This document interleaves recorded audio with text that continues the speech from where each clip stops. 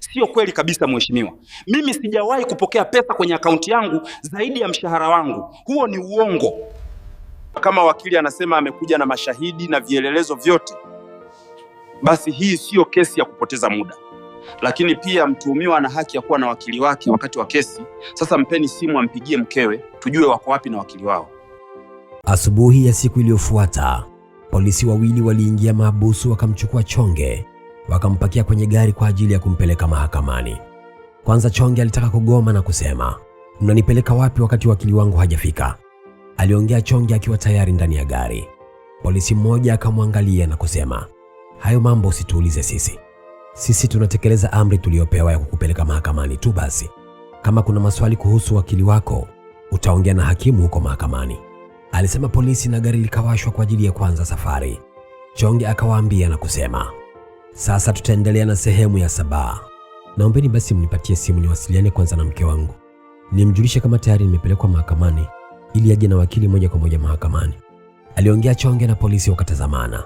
Mmoja akatoa simu yake na kumpatia Chonge. Chonge akaichukua na kuandika namba ya mkewe kisha akapiga. Lakini simu ya Jenin haikupatikana. Akajaribu tena na tena, lakini kila alivyokuwa anapiga simu ya Jenin ikawa haipatikani. Yaani simu ilikuwa imezimwa kabisa. Akajaribu kupiga namba nyingine ya Jenin, nayo ikawa haipatikani pia. Chonge alizidi kuchanganyikiwa. Mkewe aliyemwahidi atamletea wakili sasa hapatikani na hajui ni nini kinaendelea. Akaendelea kujaribu, lakini hali ikawa ni ile ile. Chonge akawa hana jinsi nyingine. Akarudisha simu ya watu na gari likaondoka mpaka mahakamani. Mahakamani, wakili Minani alikuwa tayari ndani ya mahakama. Alikuwa amekana na Dean pamoja na vijana wengine wawili wasiojulikana. Ndani ya mahakama alikuwepo pia mkurugenzi wa shirika la ndege la Air Burundi na kijana mwingine. Baada ya muda hakimu aliingia na Chonge akasimamishwa kizimbani. Akaanza kusomewa shitaka lake, lakini Chonge akakanusha kuwa sio kweli. Wakili Minani akasimama na kumwambia hakimu, "Naitwa Minani, ni wakili wa shirika la ndege la Air Burundi.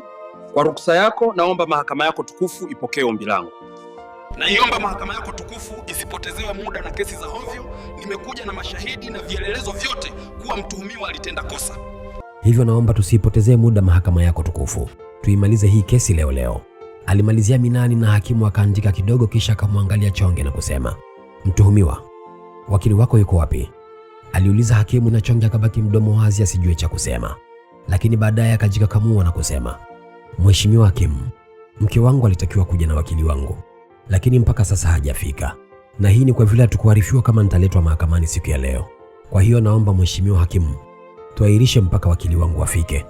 Alisema Chonge na wakili Minani akadakia na kusema, "Objection Mheshimiwa. Huyu mtuhumiwa mpaka tunavyoongea huyo mke wake hata simu yake haipatikani. Wala hakuna swala la wakili hapa wala nini. Na kama anakanusha mpeni simu ajaribu kumuuliza mke wake amefika wapi na huyo wakili." Alisema wakili Minani na hakimu akaandika kidogo kisha akasema, "Kama wakili anasema amekuja na mashahidi na vielelezo vyote, basi hii sio kesi ya kupoteza muda. Lakini pia mtuhumiwa ana haki ya kuwa na wakili wake wakati wa kesi. Sasa mpeni simu ampigie mkewe, tujue wako wapi na wakili wao. Tuko radhi kumsubiria kwa vile hii ni haki yake." Alisema hakimu, na karani wa mahakama akachukua simu na kumpatia Chonge. Simu ikawekwa loudspeaker kwa amri ya mahakama. Chonge akapiga simu ya Jenin, lakini sauti ikatokea ikisema kwamba namba unayopiga haipatikani. Yaani simu ya Jenin ilikuwa haipatikani. Akapiga tena lakini simu haikupatikana tena. Chonge akazidi kuchanganyikiwa. Akajaribu kupiga namba nyingine ya Jenin. Simu ikaita. Watu wote wakakaa kimya kusikiliza mkeo atasema amefika wapi na wakili, ili wajue wanaahirisha kesi mpaka muda gani kwa kuwasubiria.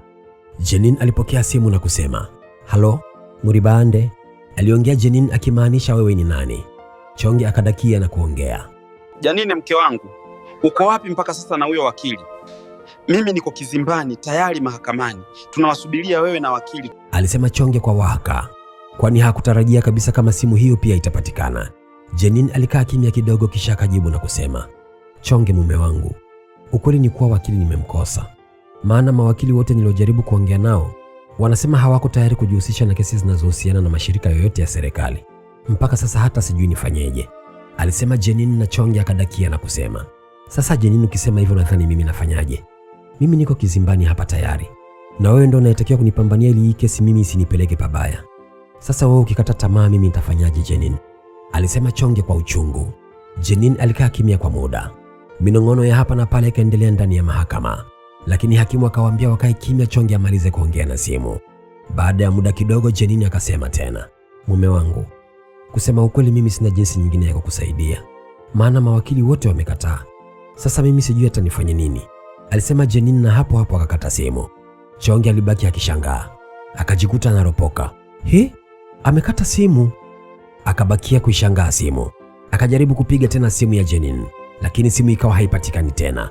Hata walipojaribu kupiga na kupiga, lakini simu ya Jenini ilikuwa tayari imezimwa. Chonge alizidi kuchanganyikiwa. Tumaini lake lote likapotea. Maana alipokuwa ameipata simu ya mkewe alikuwa amepata tumaini, lakini sasa tumaini lote limepotea moja kwa moja. Wakili Minani akasimama na kusema, Mheshimiwa hakimu, nadhani umeona na kusikia mwenyewe. Hata mkewe mwenyewe ni kama amemkataa kwa vile anajua ukweli wa hilo jambo.